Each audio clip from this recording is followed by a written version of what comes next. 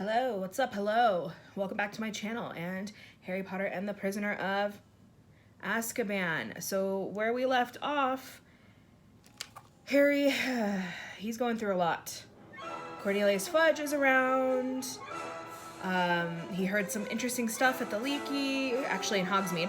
And things aren't looking so good for Harry as far as Sirius Black finding out the backstory of Sirius and his father James, and now hearing that Sirius was partially responsible for the death of his parents. So let's get into that and dig deeper and see what we can discover next. Chapter 11 is called The Firebolt. Harry didn't have a very clear idea of how he had managed to get back into the Honeyduke's cellar through the tunnel and into the castle once more. All he knew was that the return trip seemed to take no time at all, and that he hardly noticed what he was doing because his head was still pounding with the conversation he had just heard. Why had nobody ever told him? Dumbledore, Hagrid, Mr. Weasley, Cornelius Fudge. Why hadn't anyone ever mentioned the fact that Harry's parents had died because their best friend had betrayed them? Ron and Hermione watched Harry nervously all through dinner, not daring to talk about what they'd overheard, because Percy was sitting close by them. When they went upstairs to the crowded common room, it was to find Fred and George had set off half a dozen dung bombs in a fit of end-of-term high spirits. Harry, who didn't want Fred and George asking him whether he'd reached Hogsmeade or not, sneaked quietly up to the empty dormitory and headed straight for his bedside cabinet. He pushed his books aside and quickly found what he was looking for. The leather-bound photo album Hagrid had given him 2 years ago, which was full of wizard pictures of his mother and father. He sat down on his bed, drew the hangings around him, and started turning the pages, searching until he stopped on a picture of his parents' wedding day. There was his father waving at him, beaming, the untidy black hair that Harry had inherited standing up in all directions. There was his mother, alight with happiness, arm in arm with his dad, and that must be him. Their best man. Harry had never given him a thought before. If he hadn't known it was the same person, he would never have guessed it was Black in this old photograph.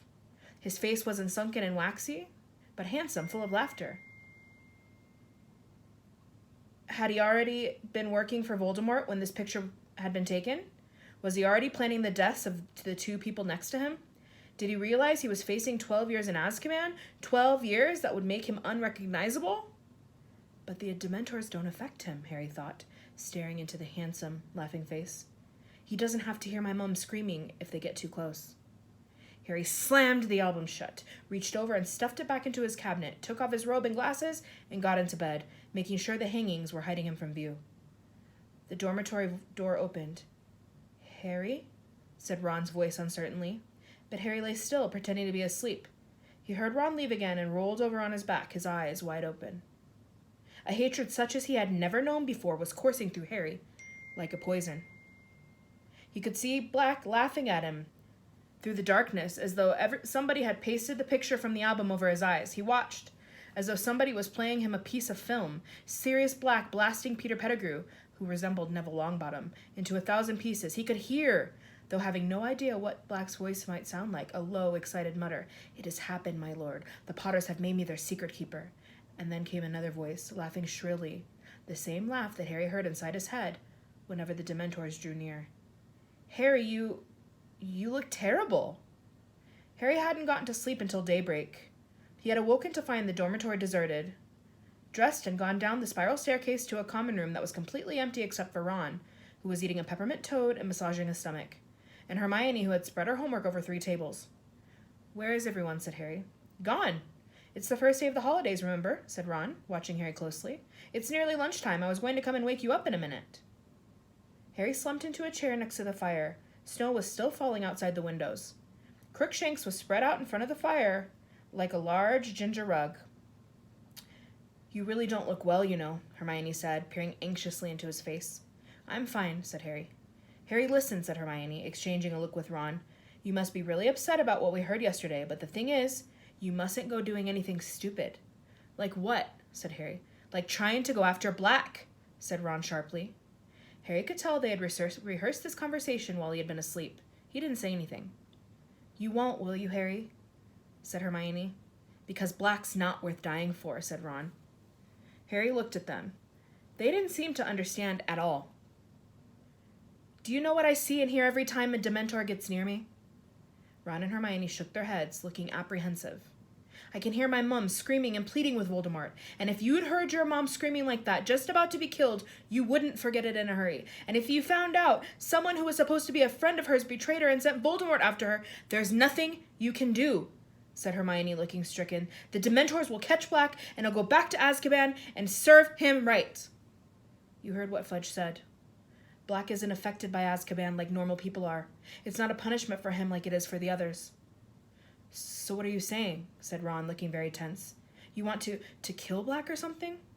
Don't be silly, said Hermione in a panicky voice. Harry doesn't want to kill anyone. Do you, Harry? Again, Harry didn't answer. He didn't know what he wanted to do. All he knew was the idea of doing nothing like Black was at liberty, while Black was at liberty, was almost more than he could stand. Malfoy knows, he said abruptly. Remember what he said to me in Potions? If it was me, I'd hunt him down myself. I'd want revenge. You're going to listen to Malfoy's advice instead of ours? Said Ron furiously. Listen! You know what Pettigrew's mother got back after Black had finished with him? Dad told me. The Order of Merlin, first class, and Pettigrew's finger in a box. That was the biggest bit of him they could find. Black's a madman, Harry, and he's dangerous. Malfoy's dad must have told him, said Harry, ignoring Ron. He was right in Voldemort's inner circle. Say you know who, will you? Ron interjected angrily. So obviously the Malfoys knew Black was working for Voldemort. And Malfoy'd love to see you blown into about 1,000,000 pieces like Pettigrew. Get a grip. Malfoy's just hoping you'll get yourself killed before he has to play you in Quidditch. Harry, please, said Hermione, her eyes now shining with tears. Please be sensible. Black did a terrible, terrible thing. But don't put yourself in danger. It's what Black wants. Oh, Harry, you'd be playing right into Black's hands if you went looking for him. Your mom and dad wouldn't want you to get hurt, would they? They'd never want you to go out looking for Black. I'll never know what they'd have wanted, because thanks to Black, I've never spoken to them, said Harry shortly. There was a silence, in which Crookshanks stretched luxuriously, flexing his claws. Ron's pocket quivered. Look, said Ron, obviously casting around for a change of subject. It's the holidays. It's nearly Christmas. Let's go down and see Hagrid. We haven't visited him for ages. No, said Hermione quickly. Harry isn't supposed to leave the castle, Ron. Yeah, let's go, said Harry, sitting up. And I can ask him how come he never mentioned Black when he told me all about my parents. Further discussion of Sirius Black plainly wasn't what Ron had in mind. Or we could play a game of chess, he said hastily, or gobstones. Percy left a set.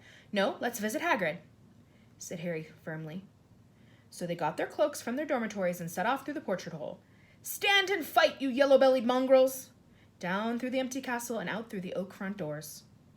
They made their way slowly down the lawn, making a shallow trench in the glittering powdery snow, their socks and the hems of their cloaks soaked and freezing. The forbidden forest looked as though it had been enchanted, each tree smattered with silver, and Hagrid's cabin looked like an iced cake. Ron knocked, but there was no answer. He's not out, is he? Said Hermione, who was shivering under her cloak. Ron had his ear to the door. There's a weird noise, he said. Listen, is that Fang? Harry and Hermione put their ears to the door, too. From inside the cabin came a series of low, throbbing moans. Think we better go and get someone? Said Ron nervously. Hagrid! Called Harry, thumping the door. Hagrid, are you in there? There was a sound of heavy footsteps, then the door creaked open. Hagrid stood there with his eyes red and swollen, tears splashing down the front of his leather vest. You've heard, he bellowed, and he flung himself onto Harry's neck. Hagrid being at least twice the size of a normal man, this was no laughing matter. Harry, about to collapse under Hagrid's weight, was rescued by Ron and Hermione, who each seized Hagrid under an arm and heaved him back into the cabin. Hagrid allowed himself to be steered into a chair and slumped over the table, sobbing uncontrollably, his face glazed with tears that dripped down into his tangled beard. Hagrid, what is it? Said Hermione aghast. Harry spotted an official-looking letter lying open on the table. What's this, Hagrid? Hagrid's sobs redoubled, but he shoved the letter toward Harry, who picked it up and read aloud. Dear Mr. Hagrid, further to our inquiry into the attack by a hippogriff on a student in your class, we have accepted the assurances of Professor Dumbledore that you bear no responsibility for the regrettable incident. Well, that's okay then, Hagrid, said Ron, clapping Hagrid on the shoulder. But Hagrid continued to sob and waved one of his gigantic hands, inviting Harry to read on. However, we must register our concern about the hippogriff in question. We have decided to uphold the official complaint of Mr. Lucius Malfoy, and this matter will therefore be taken to the Committee for the Disposal of Dangerous Creatures. The hearing will take place on April 20th, and we ask you to present yourself and your hippogriff on the committee's offices in London on that date. In the meantime, the hippogriff should be kept tethered and isolated. Yours in fellowship. There followed a list of the school governors. Oh, said Ron. But you said Buckbeak isn't a bad hippogriff, Hagrid. I bet he'll get off. You don't know them gargoyles at the Committee for the Disposal of Dangerous Creatures, choked Hagrid, wiping his eyes on his sleeve. They've got it in for interest in creatures. A sudden sound from the corner of Hagrid's cabin made Harry, Ron, and Hermione whip around. Buckbeak the hippogriff was lying in the corner, chomping on something that was oozing blood all over the floor. I couldn't leave him tied up out there in the snow, choked Hagrid, all on his own at Christmas. Harry, Ron, and Hermione looked at one another. They had never seen eye to eye with Hagrid about what he called interesting creatures, and other people called terrifying monsters. On the other hand, there didn't seem to be any particular harm in Buckbeak. In fact, by Hagrid's usual standards, he was positively cute. You'll have to put up a good, strong defense, Hagrid, said Hermione, sitting down and laying a hand on Hagrid's massive forearm. I'm sure you can prove Buckbeak is safe. Won't make no difference, sobbed Hagrid. Them disposal devils, they're all in Lucius Malfoy's pocket, scared of him. And if I lose the case, Buckbeak... Hagrid drew his finger swiftly across his throat, then gave a great wail and lurched forward, his face in his arms. What about Dumbledore, Hagrid? Said Harry. He's done more than enough for me already, groaned Hagrid. Got enough on his plate, what with keeping them Dementors out of the castle and Sirius Black lurking around. Ron and Hermione looked quickly at Harry as though expecting him to start berating Hagrid for not telling him the truth about Black. But Harry couldn't bring himself to do it, not now that he saw Hagrid so miserable and scared. Listen, Hagrid, he said. You can't give up. Hermione's right. You just need a good defense. You can call us as witnesses. I'm sure I've read about a case of hippogriff baiting, said Hermione thoughtfully, where the hippogriff got off. I'll look it up for you, Hagrid, and see exactly what happened. Hagrid howled still more loudly. Harry and Hermione looked at Ron to help them. Shall I make him a cup of tea? Said Ron. Harry stared at him. It's what my mom does whenever someone's upset, Ron muttered, shrugging. At last, after many more assurances of help, with a steaming mug of tea in front of him, Hagrid blew his nose on a handkerchief the size of a tablecloth and said, You're right, I can't afford to go to pieces. Gotta pull myself together. Fang the boarhound came timidly out from under the table and laid his head on Hagrid's knee. I've not been myself lately, said Hagrid, stroking Fang with one hand and mopping his face with the other. Worried about Buckbeak and no one liking me classes. We do like them, lied Hermione at once. Yeah, they're great, said Ron, crossing his fingers under the table. How are the flubberworms? Dead, said Hagrid gloomily. Too much lettuce. Oh, no, said Ron, his lip twitching. And them Dementors make me feel ruddy terrible and all, said Hagrid with a sudden shudder. Gotta walk past them every time I want a drink in the Three Broomsticks. It's like being back in Azkaban. He fell silent, gulping his tea. Harry, Ron, and Hermione watched him breathlessly. They had never heard Hagrid talk about his brief spell in Azkaban before. After a pause, Hermione said timidly, Is it awful in there, Hagrid? You've no idea, said Hagrid quietly. Never been anywhere like it. Thought I was going mad. Kept going over horrible stuff in me mind. The day I got expelled from Hogwarts. Day me dad died. Day I had to let Norbert go. His eyes filled with tears. Norbert was the baby dragon Hagrid had once won in a game of cards. You can really remember who you are. You can really remember who you are after a while. And you can see the point of living at all. I used to hope I'd just die in me sleep. When they'd let me out, it was like being born again. Everything came flooding back. It was the best feeling in the world. Mind the Dementors weren't keen on letting me go. But you were innocent, said Hermione. Hagrid snorted. Think that matters to them? They don't care, long as they've got a couple of hundred humans stuck there with them so they can leech all the happiness out of them. They don't give a dang who's guilty, who's not. Hagrid went quiet for a moment, staring into his tea. Then he said quietly, Thought of just letting Buckbeak go, trying to make him fly away, but how do you explain to a hippogriff it's got to go into hiding? And I'm scared of breaking the law. He looked up at them, tears leaking down his face again. I don't want to go back to Azkaban, ever. The trip to Hagrid's, though far from fun, had nevertheless had the effect Ron and Hermione had hoped. Though Harry had by no means forgotten about Black, He couldn't brood constantly on revenge if he wanted to help Hagrid win his case against the Committee for the Disposal of Dangerous Creatures. Ron and Hermione went to the library the next day and returned to the empty common room laden with books that might help prepare a defense for Buckbeak. The three of them sat in front of the roaring fire, slowly turning the pages of dusty volumes about famous cases of marauding beasts, speaking occasionally when they found something relevant. Here's something. There was a case in 1722, but the hippogriff was convicted. Ugh, look what they did to it. That's disgusting. This might help. Look, a manticore savaged someone in 1296, and they let the manticore off. Oh no, that was only because everyone was too scared to go near it.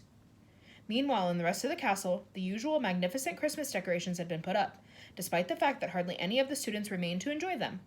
Thick streamers of holly and mistletoe were strung along the corridors. Mysterious lights shone from inside every suit of armor, and the great hall was filled with its usual 12 Christmas trees, glittering with golden stars.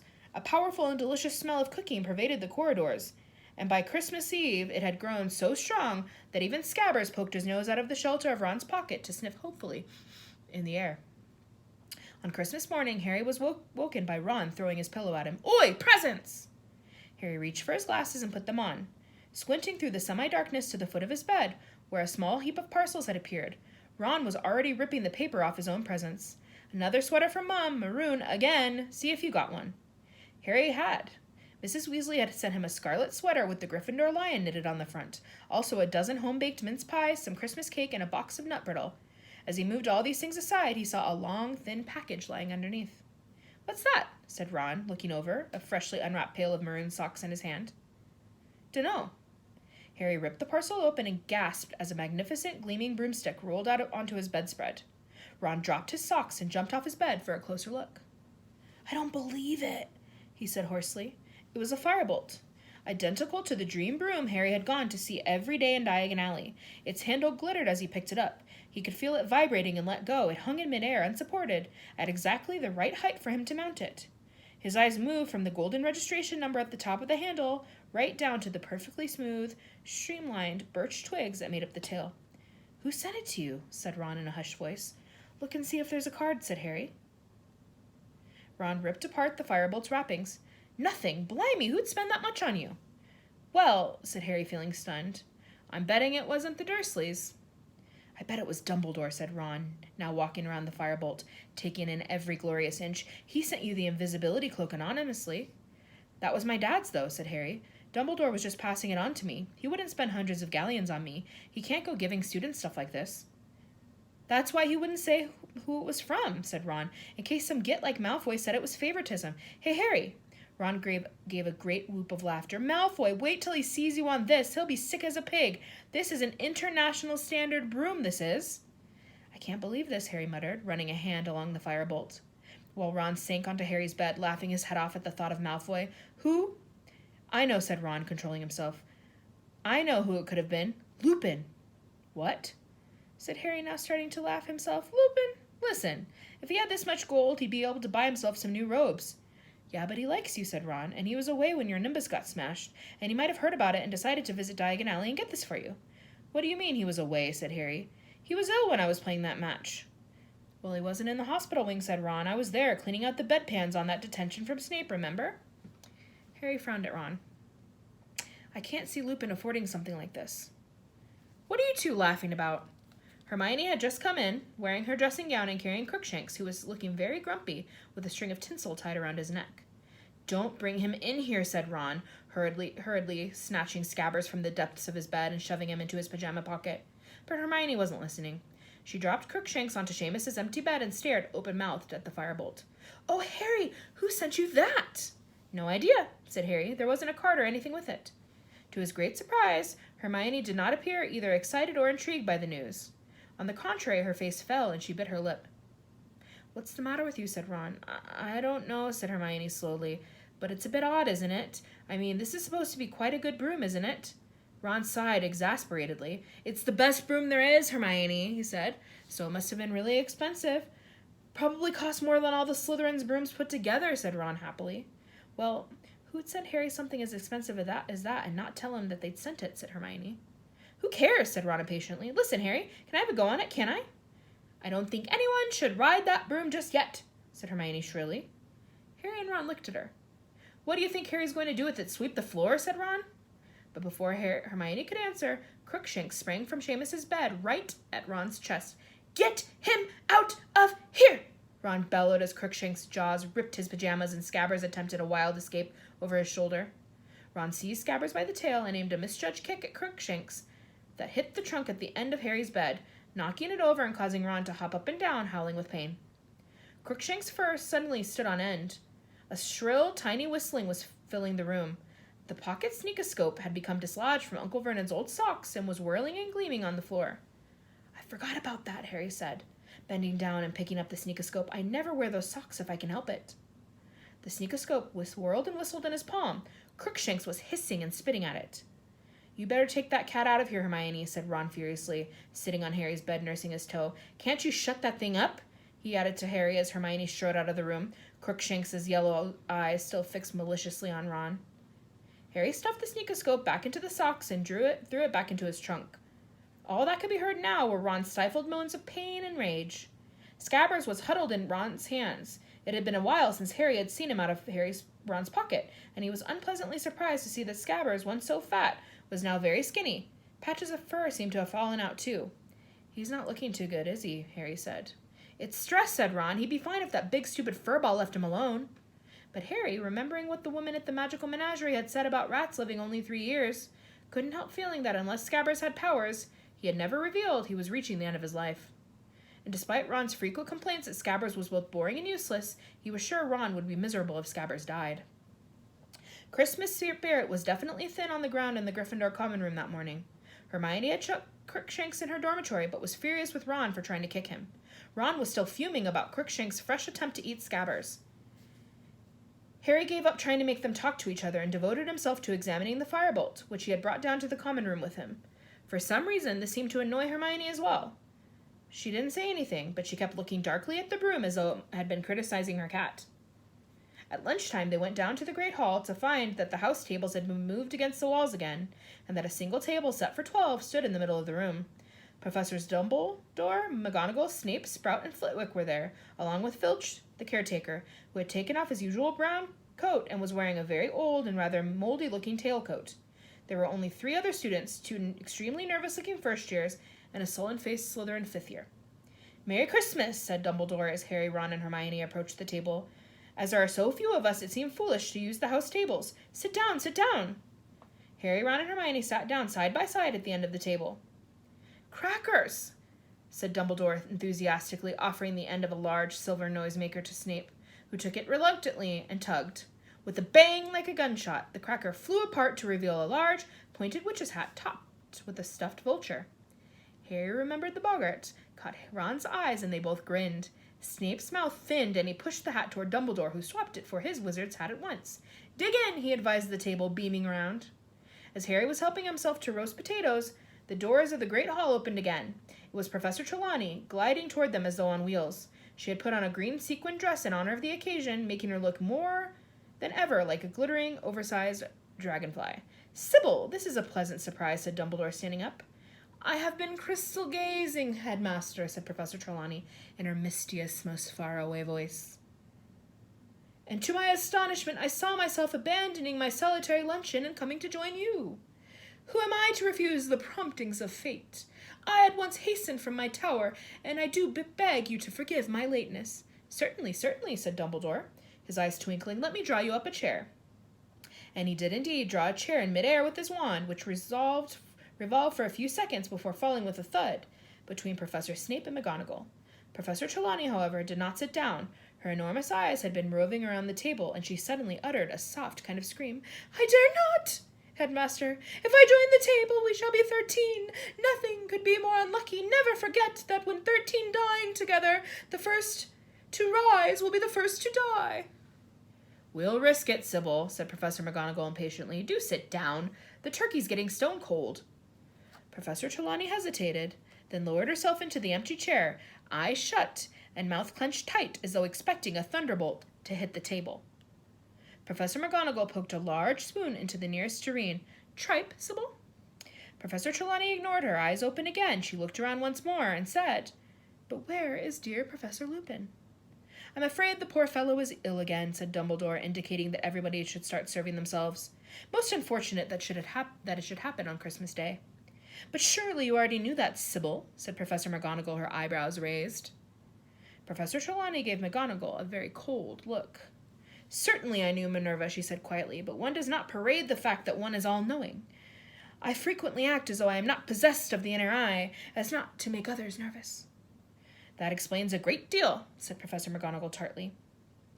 Professor Trelawney's voice suddenly became a good deal less misty. If you must know, Minerva, I have seen the poor Professor Lupin will not be with us for very long. He seems unaware himself that his time is short. He positively fled when I offered to crystal gaze for him. Imagine that, said Professor McGonagall dryly. I doubt, said Dumbledore in a cheerful but slightly raised voice, which put an end to Professor McGonagall and Professor Trelawney's conversation, that Professor Lupin is in any immediate danger. Severus, you've made the potion for him again? Yes, Headmaster, said Snape. Good, said Dumbledore. Then he should be up and about in no time. Derek, have you had any of these chipolatas? They're excellent. The first-year boy went furiously red on being addressed directly by Dumbledore and took the platter of sausages with trembling hands. Professor Trelawney behaved almost normally until the very end of Christmas dinner 2 hours later. Full to bursting with Christmas dinner and still wearing their party hats, Harry and Ron got up first from the table and she shrieked loudly, My dears, which of you left the seat first? Which? Dunno, said Ron, looking uneasily at Harry. I doubt it will make much difference, said Professor McGonagall coldly, unless a mad axeman is waiting outside the doors to slaughter the first into the entrance hall. Even Ron laughed. Professor Trelawney looked highly affronted. Coming? Harry said to Hermione. No, Hermione muttered. I want a quick word with Professor McGonagall. Probably trying to see if she can take any more classes, yawned Ron as they made their way into the entrance hall, which was completely devoid of an axeman. When they reached the portrait hole, they found Sir Cadogan enjoying a Christmas party with a couple of monks, several previous headmasters of Hogwarts, and his fat pony. He pushed up his visor and toasted them with a flagon of mead. Merry Christmas. Password? Scurvy cur, said Ron. And the same to you, sir, roared Sir Cadogan as the painting swung forward to admit them. Harry went straight up to the dormitory, collected the firebolt and the broomstick servicing kit Hermione had given him for his birthday, brought them downstairs, and tried to find something to do to the firebolt. However, there were no bent twigs to clip, and the handle was so shiny already it seemed pointless to polish it. He and Ron simply sat admiring it from every angle until the portrait hole opened and Hermione came in, accompanied by Professor McGonagall. Though Professor McGonagall was head of Gryffindor House, Harry had seen her in the common room only once before, and that had been to make a very grave announcement. He and Ron stared at her, both holding the firebolt. Hermione walked around them, sat down, picked up the nearest book, and hid her face behind it. So that's it, is it? Said Professor McGonagall beadily, walking over to the fireside and staring at the firebolt. Miss Granger has informed me that you have been sent a broomstick, Potter. Harry and Ron looked over at Hermione. They could see her forehead reddening over the top of the book, which was upside down. May I? Said Professor McGonagall, but she didn't wait for an answer before pulling the firebolt out of their hands. She examined it carefully from handle to twig ends. And there was no note at all, Potter? No card? No message of any kind? No, said Harry blankly. I see, said Professor McGonagall. Well, I'm afraid I will have to take this, Potter. What? Said Harry, scrambling to his feet. Why? It'll need to be checked for jinxes, said Professor McGonagall. Of course, I'm no expert, but I dare say Madam Hooch and Professor Flitwick will strip it down. Strip it down, repeated Ron, as though Professor McGonagall was mad. It shouldn't take more than a few weeks, said Professor McGonagall. You'll have it back if we are sure it is jinx-free. There's nothing wrong with it, said Harry, his voice shaking slightly. Honestly, Professor.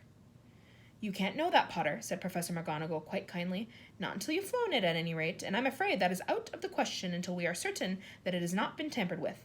I shall keep you informed. Professor McGonagall turned on her heel and carried the firebolt out of the portrait hole, which closed behind her. Harry stood staring after her, the tin of high-finished polish still clutched in his hands. Ron, however, rounded on Hermione. What did you go running to McGonagall for? Hermione threw her book aside. She was still pink in the face, but stood up and faced Ron defiantly. Because I thought, and Professor McGonagall agrees with me, that the broom was probably sent to Harry by Sirius Black. And that is the end of Chapter 11.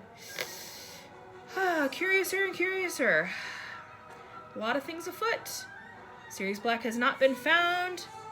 The Hippogriff Buckbeak may very well be killed because of pushing down and scratching Draco Malfoy, and Harry is no closer to finding Sirius Black, and nor are the Dementors. Let's see what happens next. Let me know what you think might be the case. Assalamu alaikum, inshallah. I'll see you later. Bye-bye.